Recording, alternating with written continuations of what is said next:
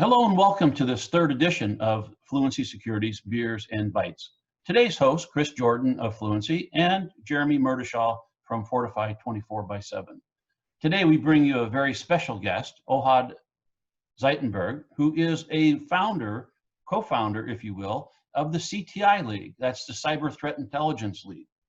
Now, this is a conglomerate of folks from around the world who are specialists who put together a very special capability that's not for profit to go out and initially help healthcare institutions around the world deal with these attacks, cyber attacks that are coming in. They bring a collective intelligence that really is unsurmountable in terms of what it offers to the clients. Today's discussion is robust, and I'm hoping that you'll spend the time and listen to it. Thank you very much.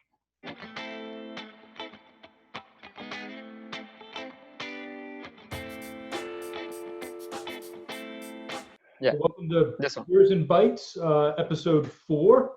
Myself is Chris Jordan, CEO of Fluency, and we got Jeremy Murtishaw. If I can ever get his name right, 4 weeks in a row, I can't ever do it. From Fortify 24/7. Awesome. And we're here today with Ohad Zaidenberg from, what is it, CTI? Is that the... CTI. Yeah, CTI League, day job at Clear Sky Cybersecurity, but now we are here to talk about the group, the community that I founded with my friends, the CTI League. Excellent, excellent. So we're going to sit here and powwow. Now I don't know if Jeremy gave you the hint that we're going to be drinking beer while we have this discussion. This is how we lengthen and understand how long. So today I brought the Fear the Movie Lions back to the screen.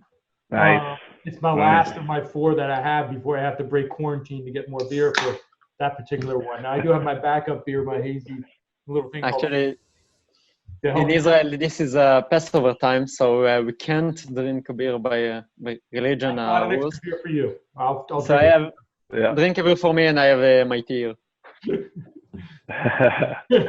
And today I'm drinking the Elysian Contact Haze, which is a delicious hazy IPA.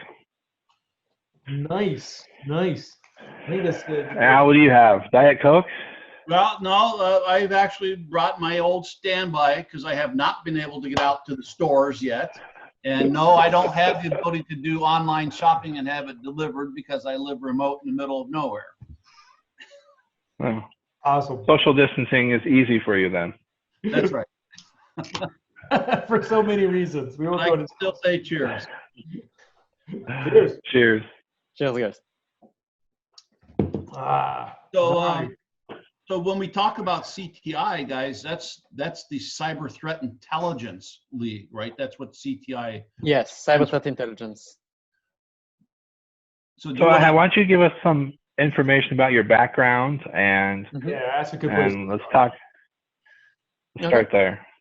So on the last 3 years, and this is something that I keep doing, I'm work for a company named Clear Sky Cybersecurity here in Israel, and my first mission and my current goal is to monitor the Iranian threats worldwide. The Iranian threats in the cyber domain. What we do in the company is to identify and investigate and then mitigate attacks executed by Iran.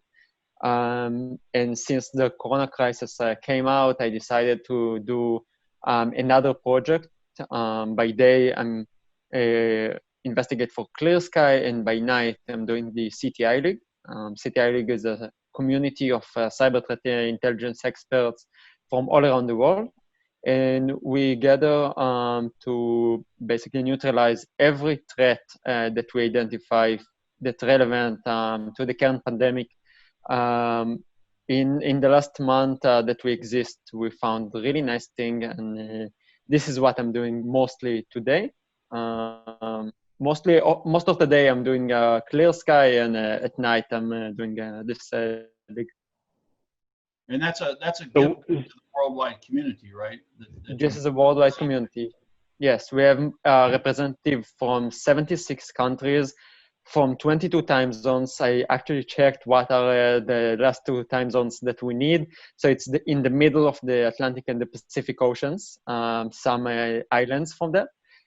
But we have 22 time zones, 76 countries, more than 1,300 representatives and experts that joined our effort. And this is something that I found really amazing, especially for me as an Israeli. My co-founders are from the US, but for me as an Israeli to see so many countries that I would never be able to reach for, such as countries in the Middle East, joining our efforts to fight together with the threats of the coronavirus, the current pandemic in the cyber domain. This is something really amazing. So for those who are less familiar with the space, what is cyber threat intelligence? What does that mean? Cyber threat intelligence can be can have a lot of meanings. The first one is basically we are looking for the experts that investigate daily basis threats in the cyber domain. It can be, for example, phishing attacks. It can be a DDoS attack. It can be ransomware. It can be a malicious activity within the cyber domain like disinformation. And we are looking for the people that investigate it daily basis or have some tools that they can share. We have a lot of development people that are doing amazing job with developing bots and stuff. And in the league, we are center of all of these people. We can share information. We can do some escalating in 3 different ways. We can do takedowns, we can do triage, and we can do some law enforcement reporting and escalation. And basically, this is a cooperative of people within the group that want to do some good in this horrible time. There are a lot of criminals, for example. There are a lot of hackers that exploit this current pandemic to do some horrifying things. And we believe that if we will be able to stop with the knowledge of the people within the group, with the experts of people in cyber domain, we believe that we can save life with the protection that we will supplying these days to the medical sector. Yeah, that's awesome. This is kind of, go ahead, Al. Sorry. Well, I was going to say,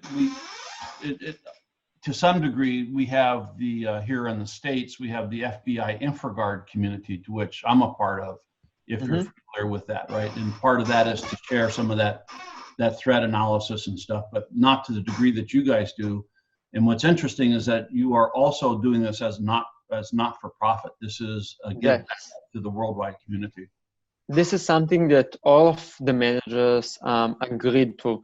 We don't want to gain any profit from this community. This community is for the people of the world. All of the efforts are people that volunteered that gave a lot of time, and their tools and their abilities for the medical sector worldwide. We're accepting a lot of people from many countries, some of the countries that people never heard about.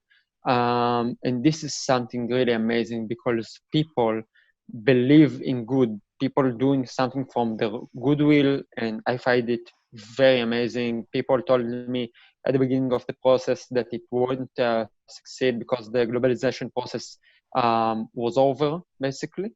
And we prove that it's not wrong, that people want to share time, knowledge, expertise, abilities to do some good, to develop tools, for example, for the medical sector so we can protect them. This is based on volunteering.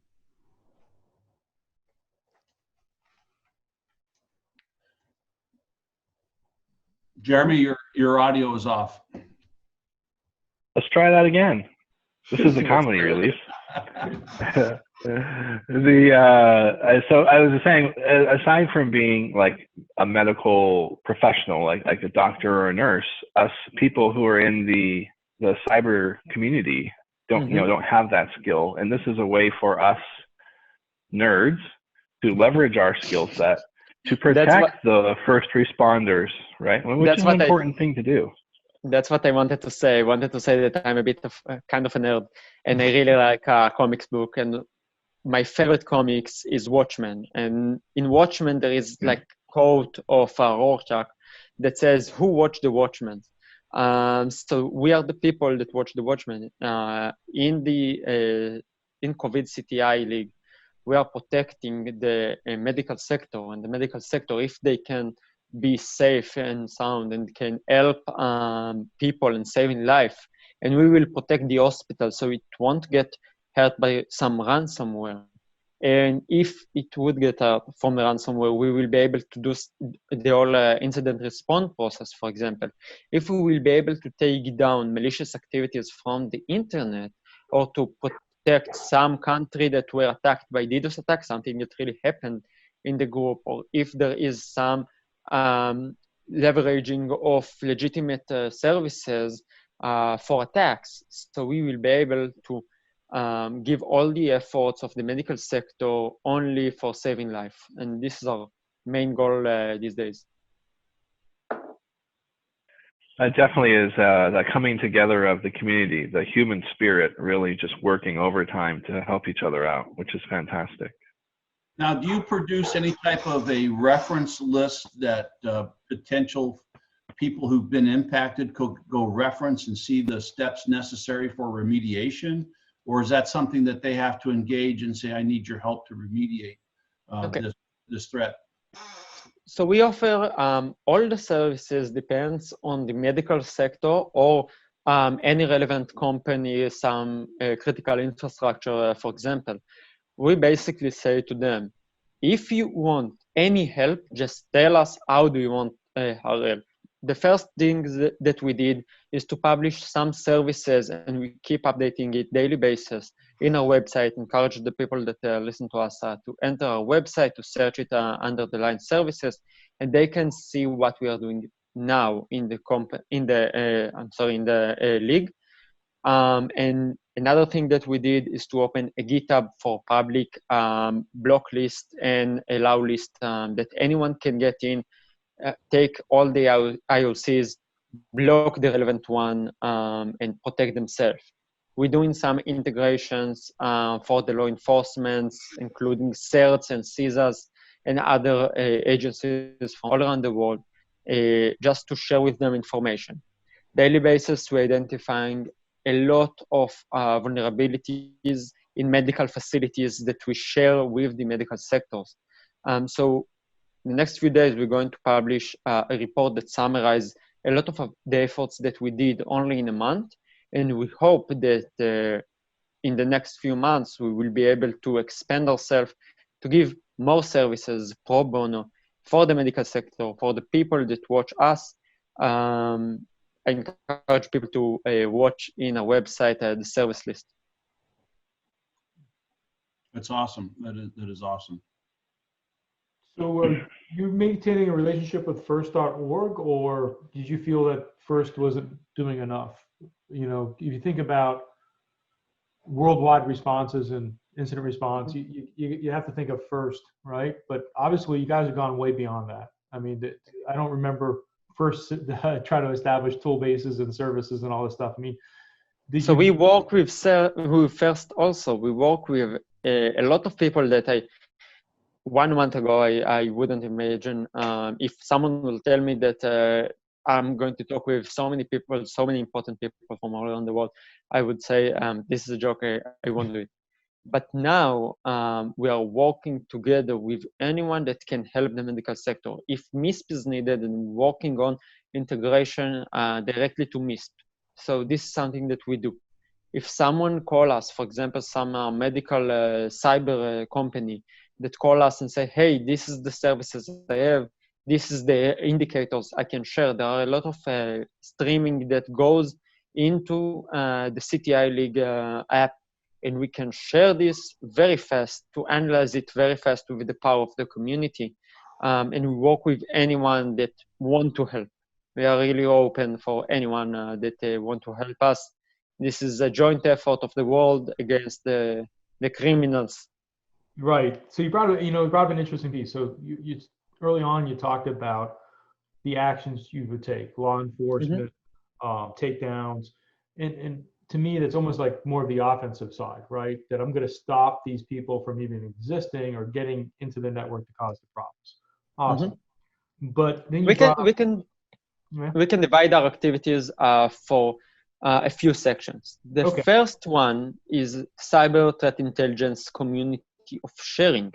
We are a center of information. This is a place that basically a clearinghouse of data.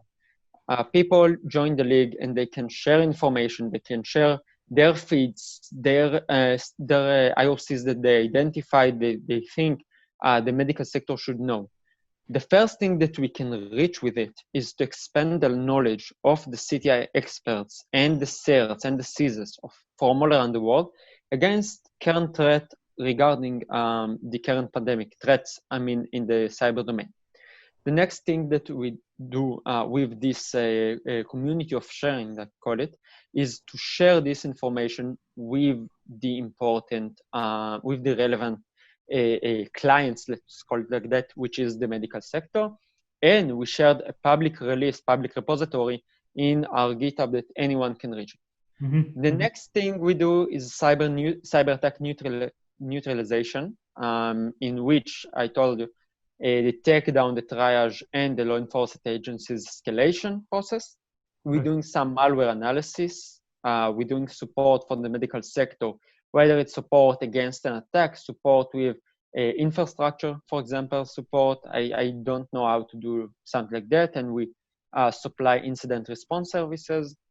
And we do some disinformation project. This is really interesting to see our joint efforts of CTI League experts and some people that really experts in the disinformation domain join together and work against threats in the disinformation. And the other thing that we do in the league is to expand the league itself. The league is a community. So people from the league can develop tools, they can develop services, and we're getting bigger daily basis. Okay, so go back to a second, because you brought up indications, right? So IOCs, they've been the bread and butter. So in the United States, there's like 3 companies, Threat Quotient, Threat Connect, and Anomaly, right? Really onto the threat analysis platform, the ability to share data, normalize threat information, and distribute it to companies. Is there a particular format that you keep your IOCs in? Are you Styx taxi kind of look, or are you just a straight up database, or are you just a repository of documents? Let's divide it into some sections. The first section is IOCs that we prioritize to the medical sector with the triage process. The next thing is IOCs that we verified, we vetted, and we want to publish with the medical sector that are our clients right now. By clients, I mean people that we give the information, but we don't get paid by anyone right now. So we have our own GitHub. We have public GitHub for anyone that basically we're serving support for the medical sector right now. IOCs, for example, is one of the supports that we can share with the medical sector. In a survey that I did here in Israel, I talked with some CISOs of hospitals, and they told me, I don't know how to integrate to MISP. So we invented a GitHub repository that they can take the block list from them, the allow list, and put it in their SIEM. So this is really interesting project. The next thing we do is have the streaming. People can share information within the group, investigate it, and then if we need additional step, for example, that we call it a cyber attack neutralizing, we can do it within the league also. So the first thing is to create this database of vetted IOCs for the medical sector. And the second thing is to do the next step with triaging or takedowning or escalation to the law enforcement agencies. So how do you, when you say you have a membership with 70 something company or countries and 1,300 volunteers, how do you screen the individuals to determine whether or not they are which side of the fence they are. Are they the good guys or are they the bad guys? How are you making that determination? So this is a really great question, because this is something that's really important to us. And the managers, I just want to mention the managers that we work with me in the projects. It's Chris Miles, Nate Warfield, and Mark Rogers that work with me on the projects. So we have the process of adding new member. The process include a lot of validation, a validation process that we do. The first thing we do is to check whether the guy is a real person or not. The other thing is to ask, to explore about the person that we want to add. We do it for any volunteers that we add. We do all the process from the beginning. And we hope that we believe that people, that the people that we added to the group are the good people. However, if we will discover someone that is behave not according to our code of conduct, not according to our rules, or doing some malicious activity with the information, for example, PT,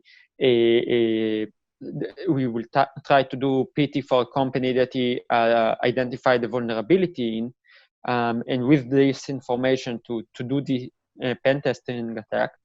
So we have zero tolerance policy. We will delete this guy, and we'll delete anything that is in touch with the guy. The people that vouched for the guy, we will remove it also. We have really strong and against people that behave and use the information or to gain commercial profit, or use it to do some malicious activity. It doesn't matter if this is a criminal or some other guy that want to leverage the information that we share for free for the good people to do it something malicious with it. And we keep checking the people in the league all the time. Interesting. So it's not just you're checking people for poisoning, you're checking them to see if they're trying to profit or rewrap your services so they can benefit from it, like enrich themselves. Definitely. Okay. This community based on trust. We need the people. There are 1,300 people within the league that believe in me and in my team, in Chris, in Mark, in Nate. They believe in the four of us, and the four of us need to work together to prevent any using of this information for malicious purposes. Malicious purposes is to take some IOCs, for example, that people share because they wanted to do some good and to gain profit with it. Malicious activity can also be to take this information and to learn how to avoid antivirus, for example, to avoid some motives or some machines that identify threats. So another question then, when you go through and do this analysis and work, do you find that some products that are on the market are very weak in what they do versus what they advertise? And do you make people aware that maybe they may not have the most strongest solution out there? We don't do this kind of services. We don't check the level of secure of the system that the medical sector use. However, we try to find, for example, vulnerabilities within the servers that exist. And if we will find some, for example, vulnerability in a big hospital in New York City, for example, and we will report the hospital, and the hospital will be able to patch this vulnerability. And we do it daily basis really quickly, actually. So we will be able to prevent the next ransomware attack, and the money that can go to the hacker after it attacked by ransomware can go for some machines that will save lives. So this is what basically we do. We don't do the survey of levels of protection within the system that the medical sector uses, but we can supply some services, some infrastructure services for the medical sector. For example, if some medical sector need our explanation, some medical organization need our explanation how to use systems, so we can give like you big guidelines of this is what you need to do with our information. Yeah, and again, my question only came from a sense of if if you go help an organization and you find they've got a big hole and you're helping them put a Band-Aid on that versus helping them understand why they got that hole there and how they can help solve and close that gap for that hole, that was really the perspective of the question. This is something actually really interesting, and I will check it out. We have connections with a lot of medical organizations, like formal connection, direct connection, or indirect connection with, for example, the CERT of in Israel. We are in connection with the National CERT of Israel, with the National Cyber Authority, and with them we reach to the Health Ministry of Israel, for example. This is some examples. So we talk with all the people all the time, and if someone need our explanation of how to do things right, so we are here for helping them too. For now, we don't do surveys of the level of protection. Okay. We just supply the raw information. This is the vulnerabilities that you have within your servers. You need to patch it very, very fast. For example, if we identified a lot of Citrix CVEs. So after we alert the medical organization, I hope the medical organization will try to find some other CVEs or some vulnerable services within this company. So I want to ask a key question, but before I do that, what is the best thing? So we as we gain an audience, I mean, a CISO, a CEO, what's the best way to listen to this organization? In other words, should they be a member of the league, or is there like listen to your local first organization or listen to your CERT? What's the best way to get alerts about what they should be doing to protect their network? It depends by the medical organization, and they can choose whatever they want, and we will do our best to help them the way they wanted. If they want to talk with us directly, our emails are in the website. They can look in our website, CTI League. Is there a good Twitter feed or some other place to listen to you? We have also Twitter. We don't really use it. Mostly it's via our website. So we keep updating in our website, and you can find all the managers too in our website to DM us. Our DM inbox is open. Another thing that they can do is to talk with the national CERT of this country and enter as a participant, as a member of the league, or just the CERT they can do whatever they want, and we will be able to help them the way they want it. If, for example, I'll get an email from a medical organization in some European country, and they say, hey, we don't have the ability to take part in the league, but we want to receive your data that can help us via our national CERT. So we will find the best way to talk with the CERT in the country to offer them to join the league or to be part of it. So you're opening the door to the CERTs to work, and that's a good idea. I mean, you can only take so many different information feeds in your life, right? So that's interesting. Now, Jeremy, before I switch, because I really want to geek out. So obviously, I've seen a bunch of other tools out there, right? I saw one piece that was almost like someone who was using Wireshark to evaluate stuff. I mean, you're going now. How long have you been doing this? How many months? Excuse me. When did the league has been around for 1 month, but a month. CT. 1,300 users. Yeah. All right. So I was really interested from a geek perspective of like what tools are you seeing out there? By the way, Jeremy, I'm switching over my second beer already. I know it's 9 a.m. there, so you could probably have some eggs with yours.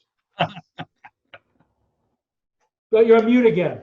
Are you on mute because your dogs are barking? Yes. I'm trying to not interrupt the flow of the conversation with bark, bark, bark. In fact, one of them needs to go out. Maybe we can take a TV timeout here for a second. Okay. I'll be right back. A TV timeout. I entered my dog. He's underneath my legs right now. He found a really nice place to lay down. I put at his bed so he can chill, and I don't have place to put my leg off. I need to walk like that. I think more people are having dogs at home in the United States. They're running out of animals in the pet shelters and the rescue shelters because so many people want animals now, right? They're home, they can take care of Mm-hmm. it. I mean, you had the guilt of going off to work and not being able to take care of your animal. Now you can, right? Actually, to have a dog right now, this is the amazing thing because you switch places. The dog now is taking you out and not you take the dog out. You just need to come to your dog and say, hey, please, let's go out. We are allowed to go out only with you. So please, let's go out. Do you need to pee? So it's really nice. That's an interesting insight. Yes. Well, you're back in just in time. We were just talking about dogs. So I did my part to help empty the shelters. I have 5 of them, so. Man, I need to get 5 my dogs. kids always want one. My wife doesn't want to have one. That's a different story. Yeah, All right. it's part of our security system, right? We have you have cameras, have all those things, but I've got 400 pounds of teeth who will rip your face off if you come through our door. So all right, I won't. That's just, just you don't have to tell me twice. So, all right, back at it. Back at it. I was really interested because, like, I saw some Wireshark, I saw some other techniques. I mean, one thing is to define. I don't want to call it the hacker industry because, I mean, DEF CON and Black Hat and CanSec, shouts to Dragos, is that it's always been about getting tools out to everybody, right? It's been a fascinating industry in the sense that in the old days, calls for papers always used to come with a tool, right? Nowadays, like, it's a very interesting thing because you're talking about being a non-for-profit and keeping people from making money, right? And most people today complain about the fact that you go to DEF CON or you go to RSA, and it's all about people selling products, right? You're no longer going to a pitch of somebody who really loves security. You're going to a pitch of a marketing guy that wants to tell you why to buy their product, right? So anyway, so you're there. You're finally like a nonprofit guy that we get to talk to. So what tools are you really digging? And are there any tools that you're seeing coming out that you say an analyst has to have this? IDA Pro, Wireshark, you name it. What is it that you're finding useful right now? So the amazing thing about the league is that we don't hire some analysts and some researchers that do investigation for us and only for us. As in Clear Sky, I'm using a lot of tools to investigate some malicious Iranian activity in the cyber domain, mainly in Israel. So I know what are the tools that I need for investigation. And but within what's your tools? Come on, geek-wise, what are your tools? Like, you can even pay for them, but I mean, if let's say Jeremy and I want to get geeked up and we want to investigate crap that's in our own backyard, what are the tools that you really like, you personally like? Wow, there are a lot of tools, and it really need to be relevant to this current, to this relevant attacker. For example, I can see a lot of attacks via VirusTotal, but there is no replace to talk with a client and to receive data from a client. Our last report, for example, was 100% something that we found in clients that called us. Other reports you can find in VT or some other repositories of viruses. There are a lot, actually. There are one of that invented in Israel, and there is Malbecon, and all of these stuff. You can find a lot of tools and a lot of ways to investigate. There are the reverse engineering that use IDA Pro, and there are other people that, for example, use some disassembler like ILSpy. So it depends by the attack. And in the league, we saw so many types of attack, different type of attacks. We see actually all of them. And this is for the first time you can see all different types of attacks and all different type of investigators and researchers using different methods to gain the same goal. And we, in the league, we don't develop tools for investigating. We develop tools to enable the people within the league to share information, to open, for example, a ticket for takedown request, or to escalate it to the law enforcement, to give all the tools that we can to integrate the data from our system to the, for example, the medical organization, this hospital in the in New York. So we don't create tools for investigating, and we use every one of the volunteers in the group use his own tool. Some of them use it in the name of companies. Some of them use it on their private time. Most of the people do it for their private time. And this is something. Yeah, I just wondered if you saw a tool that you thought, like, I think we all know Wireshark and IdaPro. Man, it goes down. There are so many. Yeah, but and we actually have really good contact with some of these tools, and this is really nice. That I got a lot of people that offered me their services and say, "Hi, I have this service. This is repository that I use, or this is tool that I use, and I offer a free subscription for the people in the league." This is really nice and heartwarming to see a lot of people just want to give to the world. And to do it, as you said, most of the people before the coronavirus do things for money. And this makes sense in normal day. But now we see a lot of people are willing to share their abilities and their skill and their tools that they pay for with the community. And I hope after the corona crisis will end, we will see the same approach of giving and volunteering in our InfoSec community. The InfoSec community show our power, and I really hope that it will show again. Yeah, it's an interesting issue. I mean, I think one of the things, like in the old days of DEF CON, Dark Tangent, Jeff Moss would say, you could see the end of people doing a speech over how to do an exploit, because quite honestly, they can make money that way. And at first I thought, no, that's not going to happen, but he's right. It did happen, right? All these people decided. So many times. Yeah, it's much easier for me just to. And not only a profit mostly are connected with money. Profit can be stealing data with some espionage operations, to using wipers to delete companies and destroy companies. It can be a lot of different ways of threats, and we are here to neutralize any threats that we can.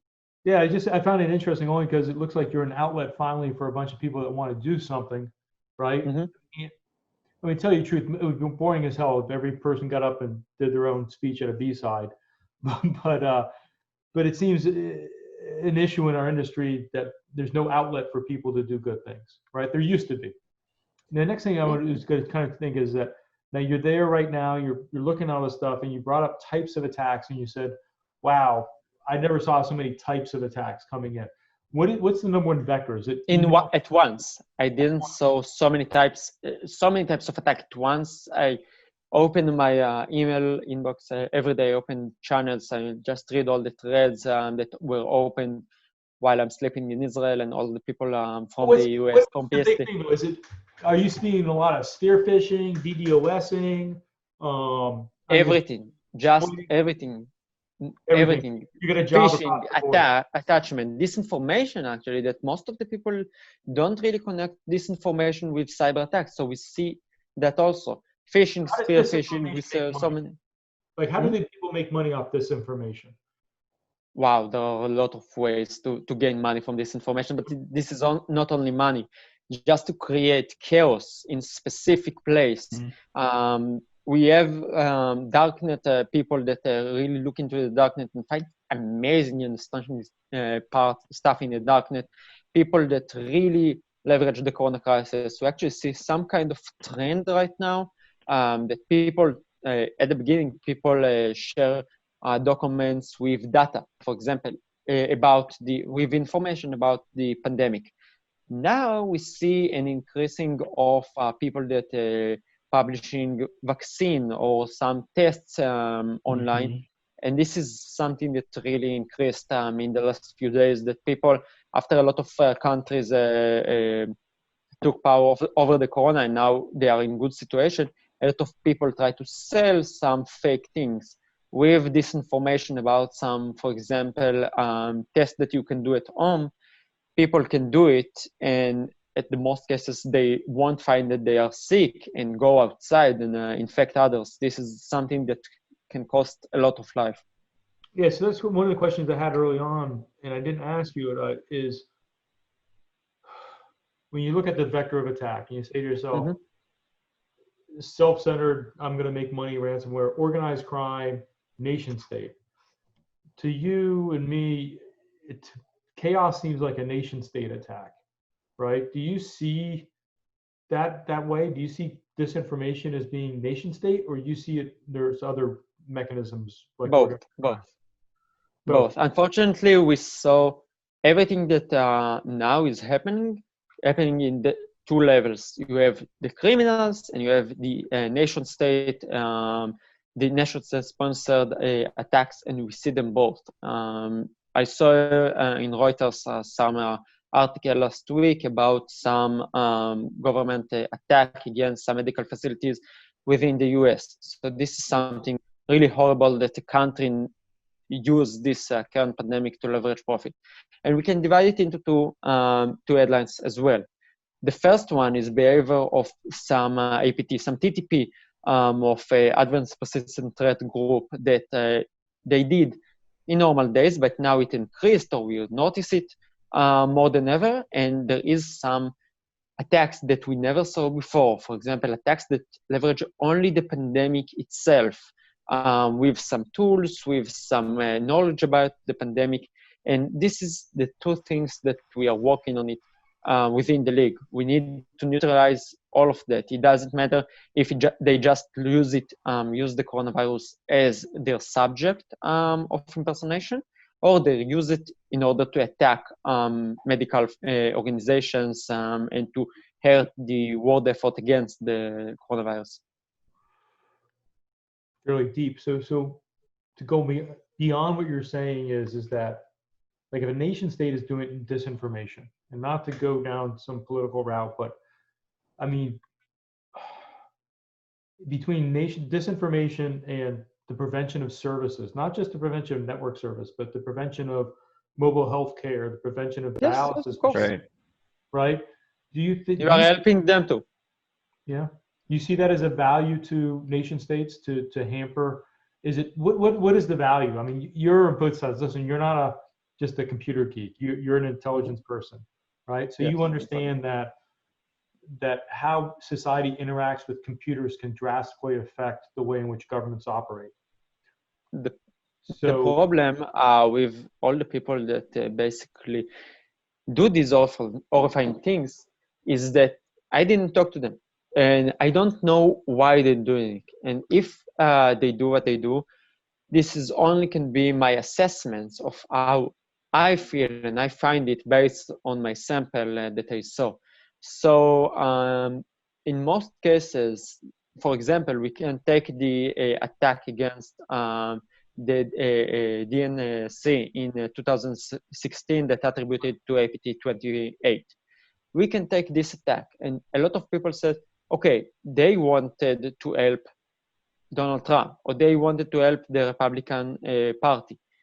There is another option that they just wanted to create chaos within the US. So they want to shake the rhapsody. So we don't know, and we can't know what was the original purpose unless it's just destroying, and then we know the purpose. The purpose is destroying, or the purpose is espionage, but we don't know what stands behind this purpose. And I think it's most secure not to be very, I can share my assessments, but my assessments, again, based on my sample that I saw and my experience, this is not the most accurate thing, and we need to do some really academic research to understand it.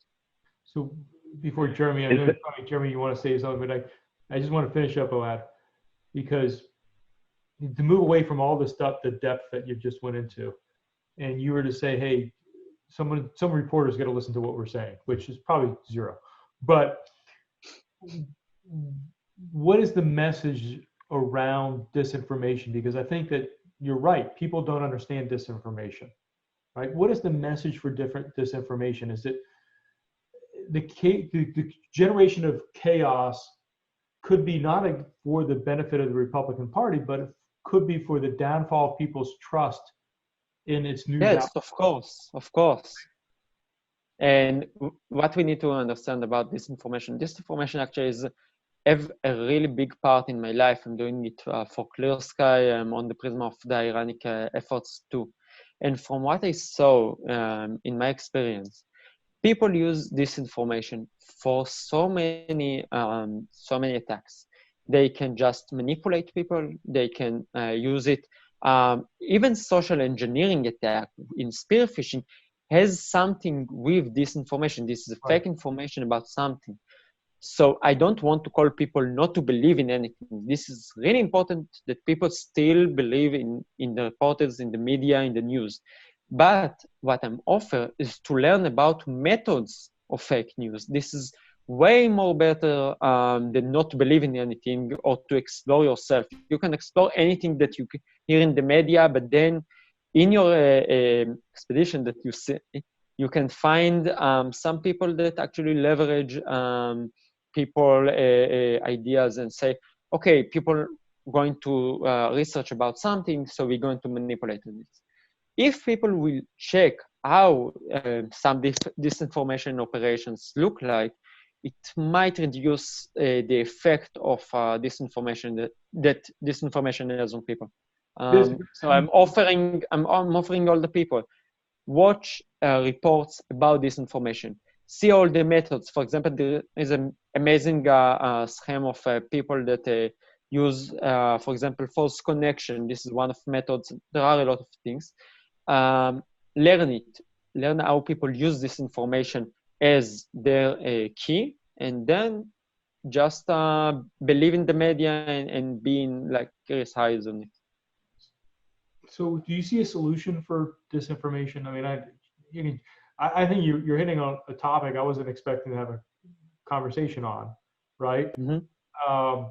But you brought it up as like, listen, you go to LinkedIn and people say, hey, I want to be your friend, and they got 20 of your other contacts on the list. Mm-hmm. You don't know them. I normally don't like to accept. I can't tell you how many LinkedIn things I don't accept. So the point is how do you resolve? Is there a solution to disinformation? Like and I'm not trying to be a perfectionist. I'm not trying to say there's a product out there. I'm trying to say, is there a philosophy to deal with disinformation? How do you deal with disinformation?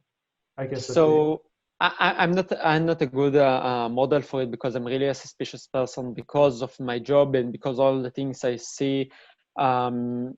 It's okay to be paranoid. But no paranoid, not paranoid, but a suspicious person, because I really like to check it before. But this is, I don't think we can neutralize all of that.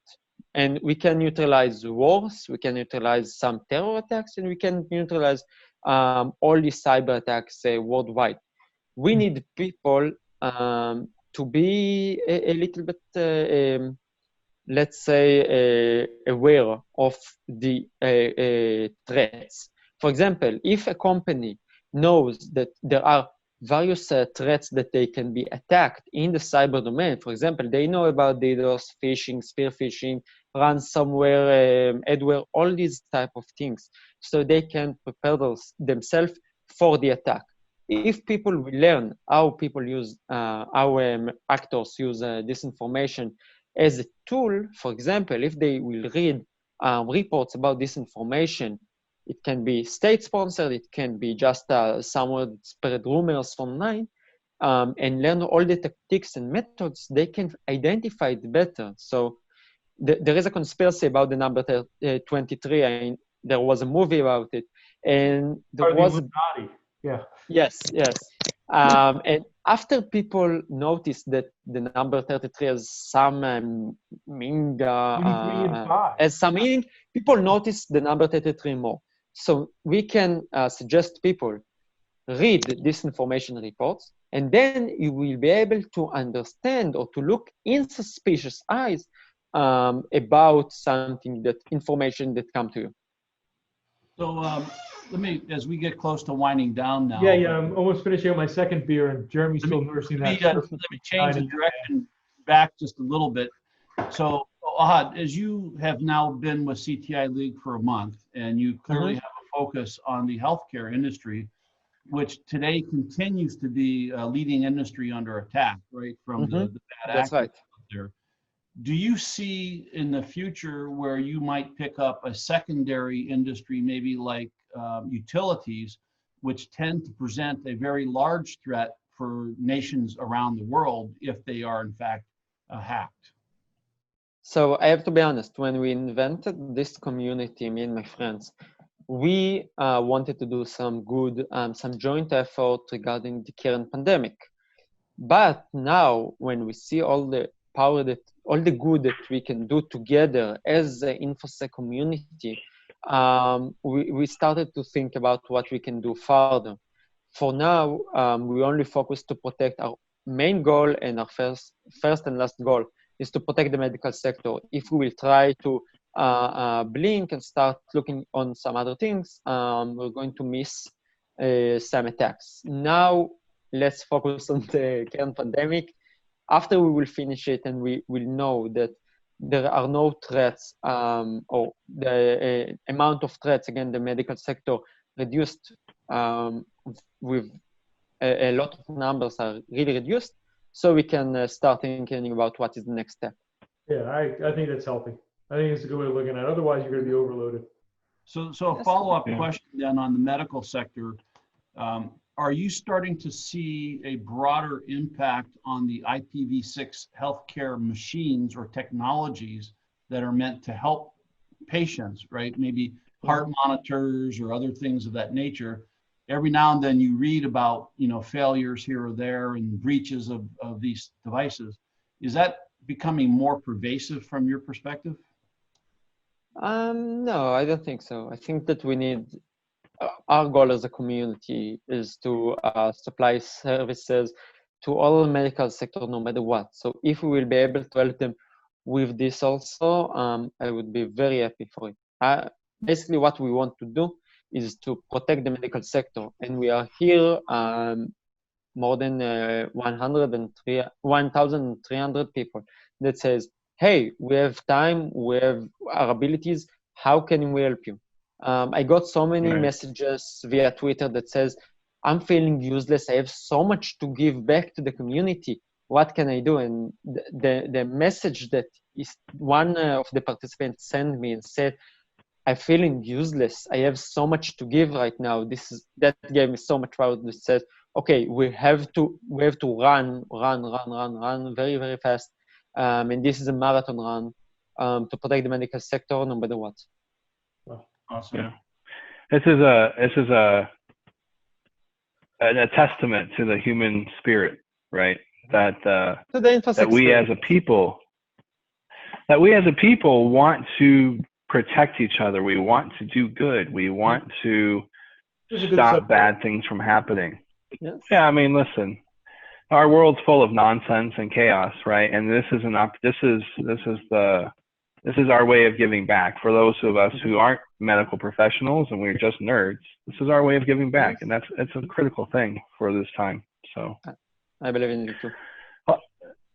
So Ohad, thank you so much for joining us today on our Beers and Bites. It's been a true pleasure getting to know you a little bit and hearing about your expertise and the mission of the CTI League. Is there anything that you want to say in parting? Yes, if anyone wants to join us, you can enter our website, ctileague.com, and there is a form right there in the main page. Please fill the form. If you are a medical organization from all around the world, no matter the country, you can find the emails to connect us. And if you can give us any help, you have the emails right there to contact me, and we really need the help. We have a lot of help, but we really need good people to do some good for the world. And amazing. I can tell you, both professionally and personally, Ohad, thank you. And, from an InfoSec community as well, thank you for what you're doing. Thank you for how you're helping the world community. I think this truly can be something good that comes from this pandemic. And, as we talk about the world changing, leadership such as yours here is fantastic. Thank you. Absolutely. Thank you for this one. All right, guys. Well, thank you.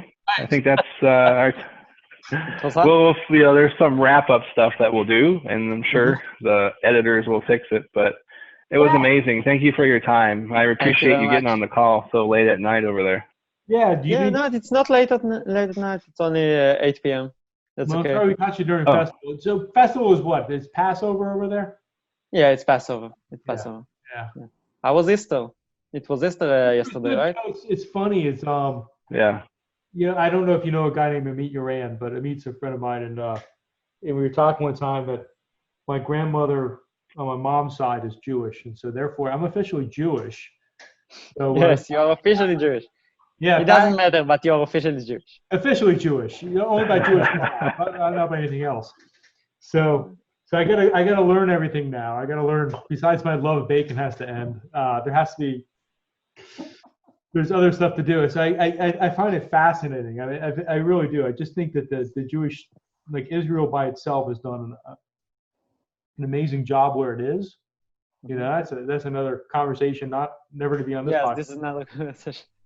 But I wish you the best over there. I mean, it's crazy what's going on in the universe, and but Easter is good. Easter is good. Passover is.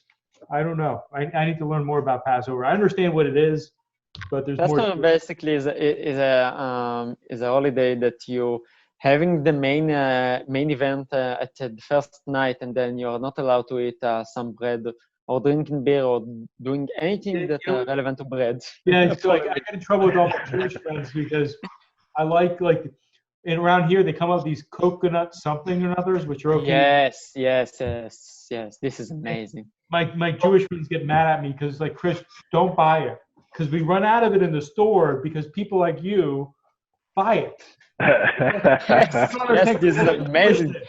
When they have the matzah and everything, like in an aisle, at the end of the aisle, you know what I'm talking about, Jeremy? The entire Jewish kitchen, it's like this is amazing cookies, but this is amazing. People in Israel really wait for Passover only for these cookies. Yes. For these cookies. It's the best stuff. That's the best stuff. I'm into it. I'm part of that people, and it's like they get upset. It's like, Chris, there's a limited number, and when you buy it, you're taking it away from a Jewish person that needs it. And I'm like, that's not fair. That's really not a fair way of looking at it. Yes, and we don't really have something to eat these days. We only have we can't eat bread, so it's kind of we have matzah. I don't know if you ever. The matzah. We have the fried matzah, so they like pancakes around here. I don't know what you guys do there. You guys crunch up the matzah, you mix it with egg, and then you fry it, and you put maple syrup on it. Matzah bread. We call it matzah bread. Yeah. So, quick question. Jeremy, I actually know this shit, so it's crazy. So, Jeremy, do you have the GitHub address that we can go look at the CTI data? I'm sending it right now. There you go. I'm sending you right now the GitHub. Awesome. Okay, guys. Thank you very much. Well, thanks again. We really appreciate you. Thank you very much. Coming on. It's been a pleasure. Thank you. Bye. It was. I think. All right. It bring me a lot of flashbacks. I mean, it really does. Like early days of DEF CON was like this, where people actually did something. You know that the Mark is work for DEF CON too. Which was DEF CON? Mark Rogers. Oh, Mark Hodges. Okay. Yeah, he's working for DEF CON too. Yeah, so DEF CON is like, well, we'll go into it. I've been doing that DEF CON since DEF CON 7, so I'm an old hat on that one. All right. Ohad, hopefully I see you again. Hopefully, if you're in the States, give us a call. Jeremy and I will take you out, all right? After the pandemic, I'll probably go to the States just for meeting my team. So I really want to get to know them in person. So I'll give you a call. You know, and maybe we have another call in a month or two, and we look at the statistics that we've collected in the league over the past quarter, 3 months worth of data, and I think it would be a good follow-up conversation for us. That'd be good. That sounds good. That sounds good. Okay, fantastic, great. Have a good one. Thank you so much. Bye. All right, guys.